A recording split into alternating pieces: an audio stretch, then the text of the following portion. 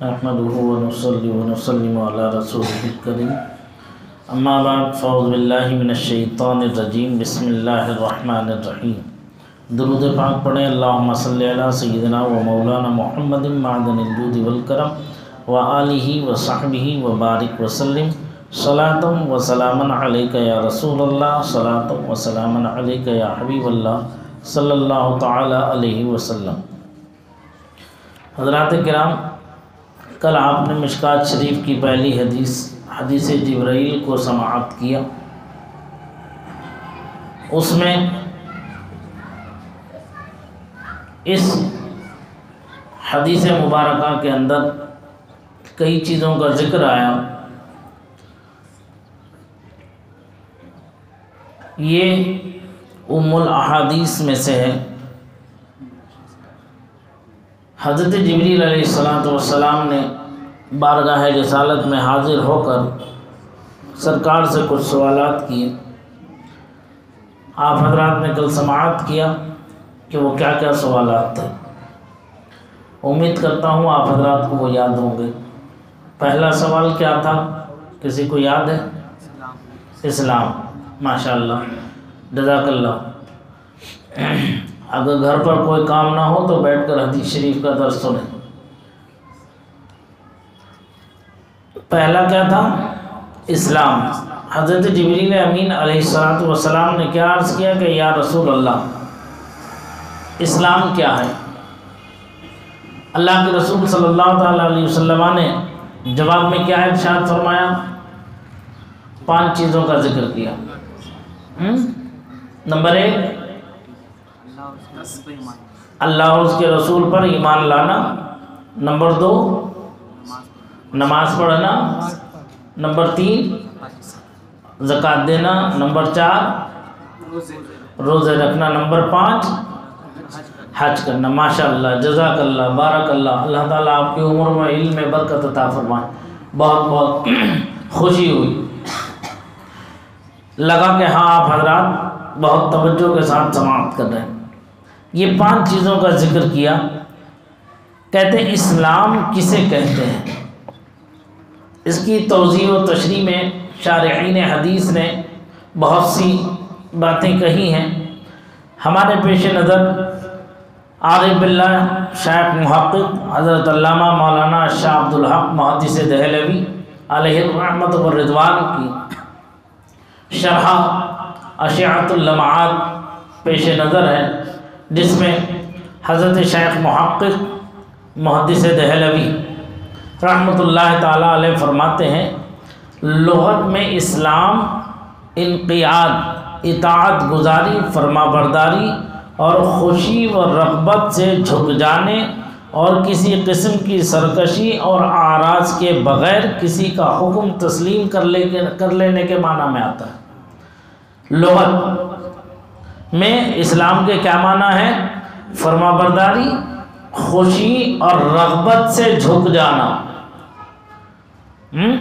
اور کہتے ہیں کسی قسم کی سرکشی، یعنی اطاعت و فرما برداری میں سرکشی نہیں، اور اسے بچے بغیر کسی کا حکم تسلیم کر لینا۔ کسی نے کچھ کام کو کہا ہے تو اس حکم کو مان لینا، یہ ہے لغت میں اسلام کا معنی۔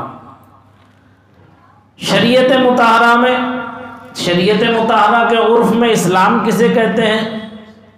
اسلام کی ڈیفینیشن کیا ہے؟ شریعت مطہرہ کی زبان میں فرماتے ہیں اسلام جو ہے فرما برداری، احکام الہی کی اطاعت، اللہ تعالیٰ کے احکام کی اطاعت کرنا، اور دین اسلام کے 5 ارکان جو بیان کیے گئے ان کو ادا کرنا۔ تو اسلام ظاہری اعمال اور ایمان باطنی اعتقاد کا نام ہو گیا۔ اسلام کسے کہتے ہیں؟ اعمال ظاہری جو ہم ادا کر رہے ہیں، جو ہم کر رہے ہیں، اطاعت و فرما برداری قبول کر رہے ہیں، ظاہری عمل کو اسلام، اور باطنی عقیدے کو یعنی دل سے تصدیق کرنے کا نام ایمان ہے۔ دل سے تصدیق کرنے کا نام ایمان ہے. کہتے ہیں اور ان دونوں کے مجموعے کا نام دین ہے. اسلام اور ایمان ان دونوں کے مجموعے کا نام جو ہے کیا ہے؟ دین ہے. یہ دین ہے، یعنی زبان سے اقرار کرنا اور دل سے اس کی تصدیق کرنا، یہ ہے دین. اور کہتے ہیں اسلام و ایمان ایک ہی چیز ہے. اس کا معنی یہ ہے کہ ہر مومن مسلم ہوتا ہے اور ہر مسلم مومن ہے. اسلام اور ایمان کہتے ہیں ایک ہی معنی میں آتا ہے. ہر مسلمان مومن ہے اور ہر مومن مسلمان ہے. ان دونوں ناموں میں سے کسی ایک نام کی مسلمان سے نفی نہیں کی جا سکتی. تاہم حقیقتاً اسلام جو ہے ایمان کا ثمرہ، پھل ہے اور اس کی فرع ہے. علماء اکرام نے اس مسئلے پر بہت کچھ کہا. کہتے ہیں تو اسلام کا پہلا رکن جو ہے اللہ تعالیٰ کی وحدانیت اور اس کے رسول کی رسالت کا اقرار کرنا ٹھہرا. گواہی دینا، شہادت و گواہی دینا. کہتے ہیں حدیث کے ظاہر الفاظ سے یہ معلوم ہوتا ہے کہ کلمہ شہادت کا زبان سے ادا کرنا اسلام کی شرط ہے. لفظ شہادت کے ساتھ کلمے کا ادا کرنا حدیث کے ظاہری معنی سے یہ شرط ہوا. لہذا کوئی شخص اگر اس کی شہادت نہ دے یا کلمہ اشہدو یعنی میں گواہی دیتا ہوں کی جگہ کلمہ اعلمو میں جانتا ہوں زبان سے ادا کرے تو مسلمان نہیں ہوگا. سمجھ میں آ رہی بات؟ نہیں آئی سمجھ میں؟ اشہدو، لفظ اشہدو لا الہ الا اللہ ہے کہ میں گواہی دیتا ہوں اللہ کے سوا کوئی معبود نہیں. تو یہ جو لفظ اشہدو جو ہے اسے کہتے ہیں شہادت. اسے کہتے ہیں شہادت. اگر کوئی بغیر اشہدو کے لفظ اعلمو، اعلمو جو ہے علم سے بنا ہے، علم کا معنی جاننا. اعلمو یہ کہیں اس کا معنی ہے میں جانتا ہوں اللہ کے سوا کوئی عبادت کے لائق نہیں. تو اس کا مطلب کہتے ہیں کہ یہ مسلمان نہیں. میں جانتا ہوں نہیں بلکہ یہ کہے گا کہ میں گواہی دیتا ہوں کہ اللہ کے سوا کوئی معبود نہیں. تو یہ ہے اسلام میں داخل ہو جانا. میں جانتا ہوں نہیں، میں گواہی دیتا ہوں، اسی لیے جو ہے اشہدو کہا گیا. سمجھ میں آئی بات؟ تو کہتے ہیں تو مسلمان نہ. لیکن اس بات کا دین میں سے ہونا واضح طور پر معلوم ہو چکا. اگر کوئی شخص صرف کلمہ طیبہ لا الہ الا اللہ محمد الرسول اللہ پڑھے وہ مسلمان کہلائے گا، مگر جبکہ احادیث میں لفظ اشہدو میں گواہی دیتا ہوں واقع ہو چکا ہے تو اس لفظ کا ادا کرنا ہی زیادہ بہتر اور زیادہ درست ہے. صرف کہتے ہیں لا الہ الا اللہ محمد رسول اللہ کہہ دے، لیکن بہتر یہ ہے کہ حدیث میں جو الفاظ آئے ہیں اشہدو کے ساتھ پھر لا الہ الا اللہ کو پڑھے تو یہ اس کے حق میں زیادہ مفید ہے، زیادہ بہتر ہے. اسلام کے ارکان میں سے دوسرا رکن بیان کیا گیا حدیث میں کل. کیا فرمایا؟ وہ تقیم الصلاۃ، تو نماز قائم کرے. اور اقامت صلاۃ سے اسے صحیح اور درست اور تعدیل ارکان اس کی پوری شرائط کو ملحوظ رکھتے ہوئے سنتوں اور مستحبات کی رعایت کرتے ہوئے ادا کرنا مراد ہے. نماز کا ادا کرنے سے کیا مراد ہے؟ چونکہ حکم قرآن میں صرف نماز قائم کرو ہے. وہ تقیم الصلاۃ وہ اقام الصلاۃ وہ آت الزکاۃ. قرآن میں جو ہے نماز کا حکم ہے کہ نماز قائم کرو، لیکن یہ نہیں ہے کہ کیسے قائم کرو گے نماز. اگر اسے سمجھنا ہے تو حدیث رسول کی طرف جو ہے متوجہ ہونا پڑے گا، سرکار کی سیرت و کردار کو دیکھنا پڑے گا. سرکار نے کیا ارشاد فرمایا ایک حدیث پاک میں؟ صلو کما رأیتمونی اصلی، تم نماز ایسے پڑھو جیسے مجھے نماز پڑھتا دیکھو. تم نماز ایسے پڑھو جیسے مجھے نماز پڑھتا دیکھو. تو اس کا مطلب یہ ہے کہ سرکار کی جیسی نماز ہمیں بھی پڑھنا چاہیے۔ سرکار نے کیا کیا حکم دیا، اب حدیث کو ہم کہاں سے لیں گے؟ بھائی قرآن میں جو حکم آ گیا وہ فرض ہو گیا، اب کیا حدیث قرآن کے مخالف ہے؟ نہیں ہے۔ ہم حدیث کو کیوں لیں؟ کیا ضرورت ہے ہمیں حدیث کو لینے کی؟ چونکہ ایک جماعت آج دنیا میں ایسی بھی ہے جو منکر حدیث ہے، وہ صرف قرآن کہتی کہ ہم قرآن کو مانیں گے، حدیث کو نہیں مانتے، تو ان کی عقلوں پر پردہ پڑا ہوا ہے۔ قرآن صاف واضح الفاظ میں ارشاد فرماتا ہے ما آتاکم الرسول فخذوہ وما نہاکم عنہ فانتہوا، یعنی جو رسول اللہ صلی اللہ علیہ وسلم تمہیں دے اسے لے لو اور جس سے منع فرمائے اس سے رک جاؤ، یہی تو حدیث ہے۔ حدیث کا معنی کیا ہے؟ سرکار کے قول، فعل اور عمل کا نام حدیث ہے، یعنی سرکار نے کیا فرمایا، سرکار نے کیا کیا، سرکار نے کس چیز کا حکم دیا، کس چیز سے منع فرمایا، یہ حدیث ہے۔ اور اسے بیان کرنے والے کو راوی کہتے ہیں، یعنی روایت کرنے والا، بیان کرنے والا۔ اب اس سے کسی دوسرے نے سنا، دوسرے سے تیسرے نے سنا، تیسرے سے چوتھے نے سنا، اب یہ جو ہے ایک سلسلہ، ایک کڑی بن گئی حدیث کے بیان کرنے والوں کی۔ اب انہیں راویان حدیث کہتے ہیں۔ اب سب سے پہلے سرکار نے کیا کیا، اسے دیکھ کر کے بیان کرنے والے وہ ہیں صحابی۔ صحابی کو سن کر کے، ان کے عمل کو دیکھ کر کے اسے آگے بیان کرنے والے انہیں کہتے ہیں تابعی۔ صحابی کے بعد تابعی، اور پھر تابعی کو دیکھ کر کے ان سے وہ حدیث سن کر کے آگے پہنچانے والے کو کہتے ہیں تبع تابعی۔ اب حدیث کی کڑیاں شروع ہو گئی۔ اب حدیث کی بہت سی قسمیں ہیں، اب ان حدیث کی قسموں میں سے کون سی قسم میں وہ حدیث آتی ہے، اس راوی کا کیا کردار رہا ہے، اس راوی کی زندگی کیسی رہی ہے، اس راوی کا صبح و شام کیسا گزرا ہے، کبھی جھوٹ تو نہیں بولا، کبھی کسی کو دھوکہ تو نہیں دیا، کبھی کسی کے ساتھ بددیانتی تو نہیں کی، کہ ہم اس سے وہ حدیث لے لیں، اس سے وہ حدیث سن لیں۔ تو اس کو جانچنے پرکھنے کے لیے محدثین کرام نے ایک علم کا ایجاد کیا جسے اسماء الرجال کہتے ہیں۔ کیا کہتے ہیں؟ اسماء الرجال کہتے ہیں۔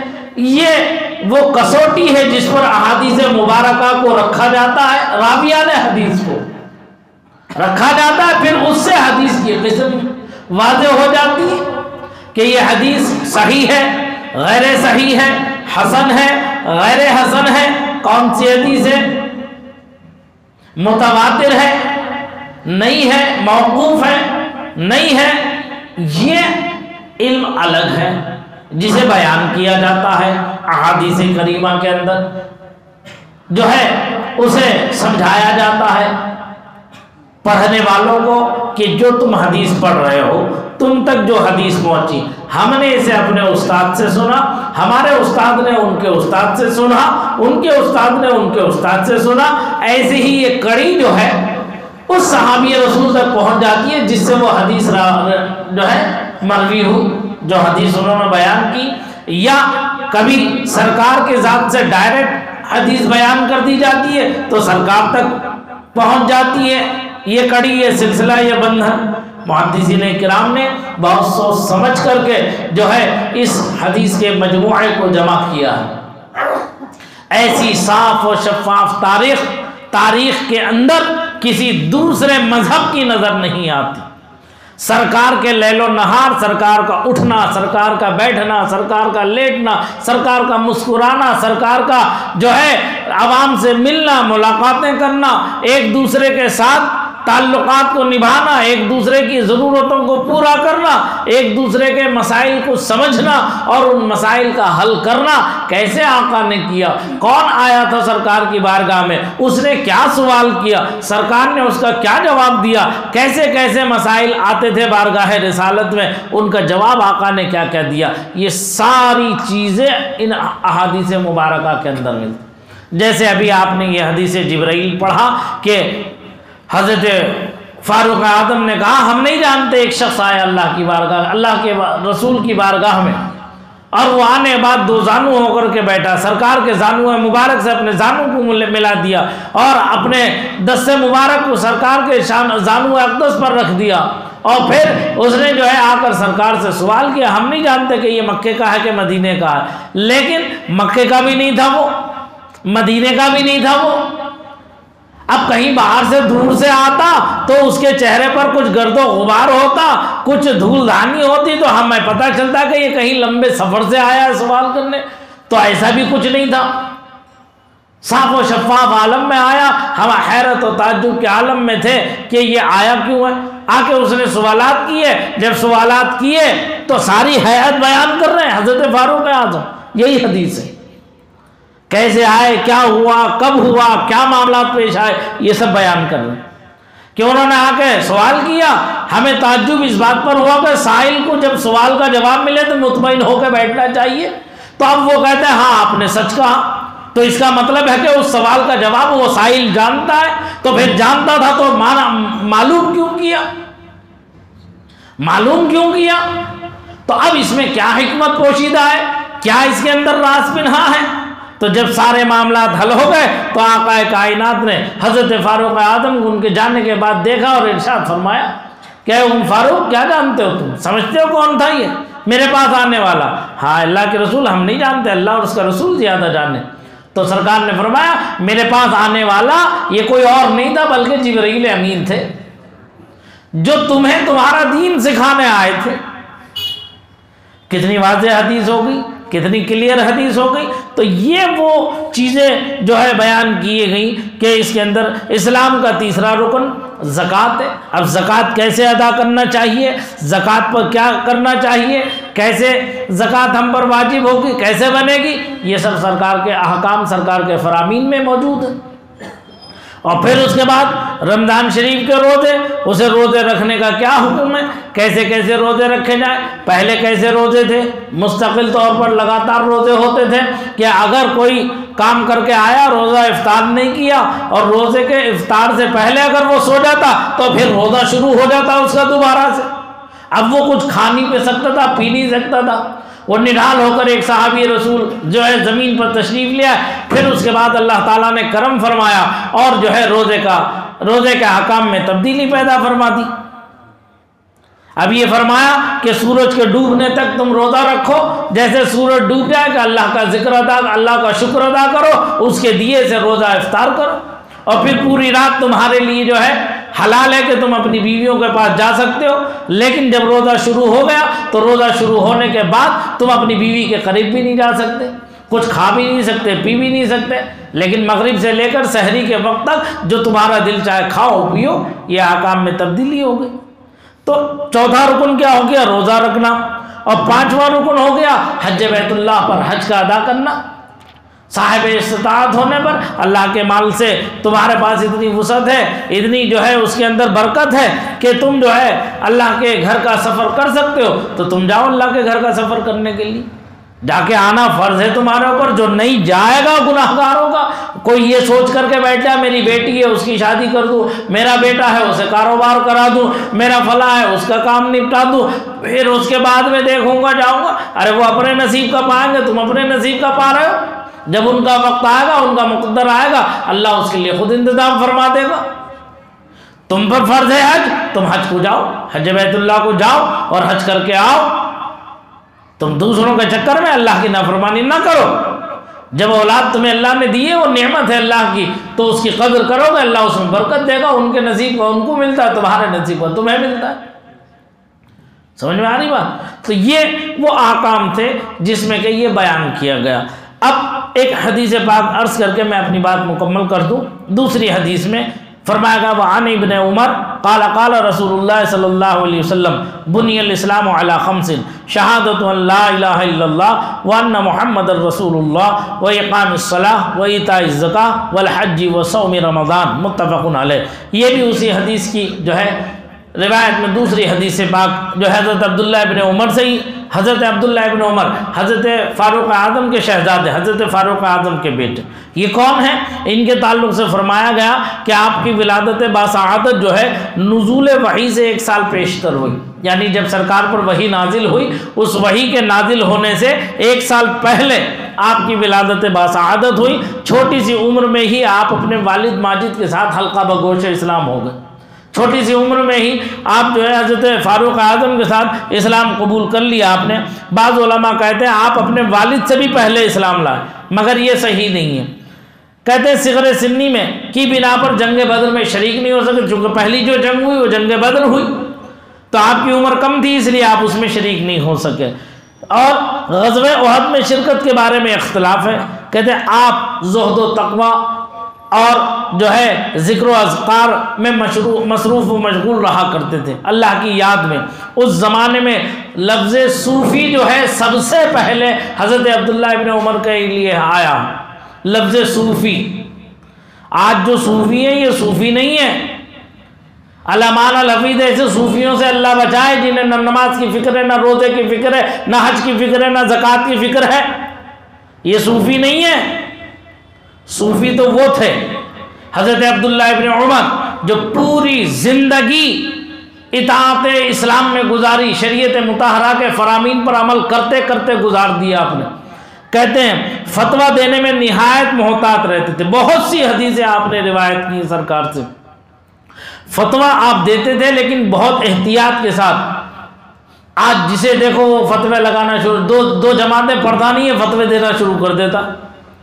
فتویٰ دینا آسان کام نہیں ہے، بچوں کا کھیل نہیں ہے فتویٰ دینا، فتویٰ لکھنا بہت بڑی ذمہ داری کی بات ہے، فتویٰ دینا بہت بڑا کام ہے یہ۔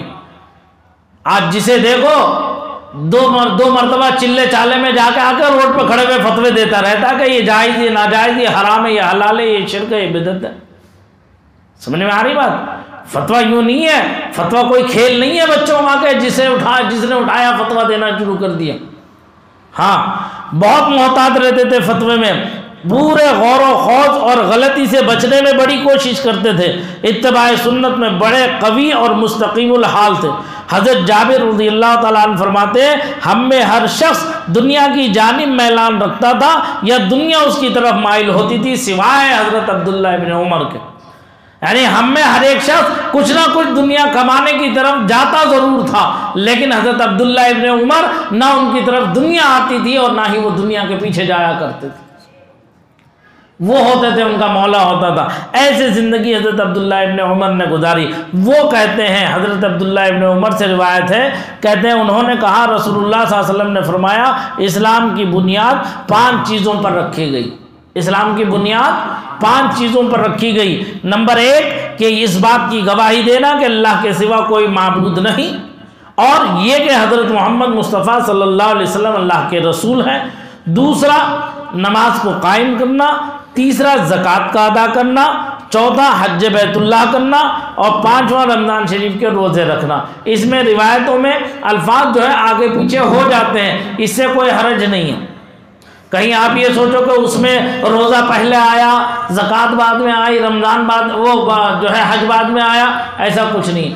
آگے پیچھے الفاظ کے ہونے سے 5 رکن ختم نہیں ہو جاتے، ہیں ہی 5 رکن۔ اسلام کے بنیادی رکن کتنے ہیں؟ کیا کیا ہیں؟ اللہ کی وحدانیت کی گواہی دینا اور اس کے رسول کی رسالت کی گواہی دینا۔ نمبر 2 نماز قائم کرنا۔ نمبر 3 زکوٰۃ دینا۔ نمبر 4 روزے حج کرنا۔ نمبر 5 روزے رکھنا۔ یہ 5 چیزیں ہیں جو اسلام کے بنیادی ارکان میں سے۔ سمجھ میں آئی بات؟ انشاءاللہ اس پر آگے تفصیل اور بہت ہے. اللہ نے چاہا زندگی مال خیر رہی، اللہ نے ہمیں اور آپ کو زندگی دی، تو پھر انشاءاللہ کل بیٹھیں گے. کل اور اس سے متعلق بہت سی بڑی پیاری پیاری باتیں اس کے اندر آتی ہیں. سن کے جو ہے ایمان تازہ ہو جاتا، پڑھ کے ایمان تازہ ہو جاتا، عقیدہ مضبوط ہو جاتا. یاد رکھو عمل میں کمزوری ہوگی تو بخشش و مغفرت ہو جائے گی، لیکن عقیدے میں کہیں کمزوری ہوگی تو اس کی بخشش و مغفرت نہیں ہوگی. سمجھ میں آ رہی بات؟ تو اس لیے عمل کے ساتھ اپنا عقیدہ مضبوط رکھو. عقیدہ ہی سب کچھ ہے. اگر عقیدہ ہی خراب ہے تو کتنی نمازیں پڑھے، کتنے روزے رکھے، کتنی عبادت کرے، وہ سب ناکار ہے. اٹھا کے منہ پہ مار دی جائیں گی، اس سے کوئی فائدہ حاصل ہونے والا نہیں ہے. اللہ تعالیٰ مجھے آپ سب کو اس پر عمل کی توفیق رفیق عطا فرمائے. استغفر اللہ ربی من کل ذنب واتوب الیہ. آمین. وآخر دعوانا ان الحمد للہ رب العالمین.